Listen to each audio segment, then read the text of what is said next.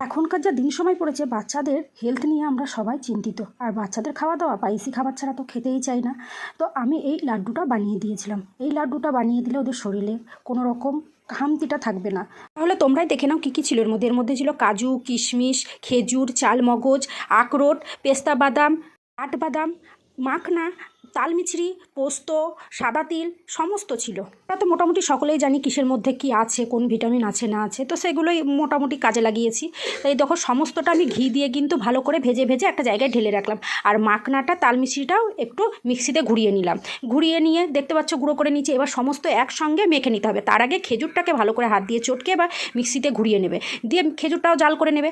তারপর এই যে একসঙ্গে সমস্তটা মাখতে হবে। 1 চামচ এলাচ গুঁড়োও দিয়ে দেবে, তাহলে খুব সুন্দর একটা গন্ধ বেরোবে। তারপর হাত দিয়ে গোল গোল করে পোস্তর মধ্যে ঘুরিয়েও রাখতে পারো।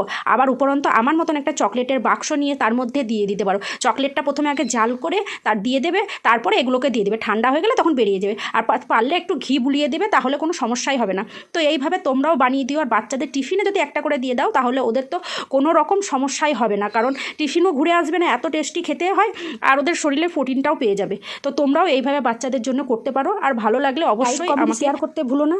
তো এইভাবেই তোমরা আমার পাশে থেকো। আর আমার কাছ থেকে তোমাদের যদি কোনো রান্না বা কিছু শেখার হয়, সেটাও আমাকে কমেন্টে জানিও। আমি চেষ্টা করবো তোমাদেরকে সেটা করে দেখানো। তো আজকের মতন টাটা বন্ধুরা, অন্য কোনো ভিডিও।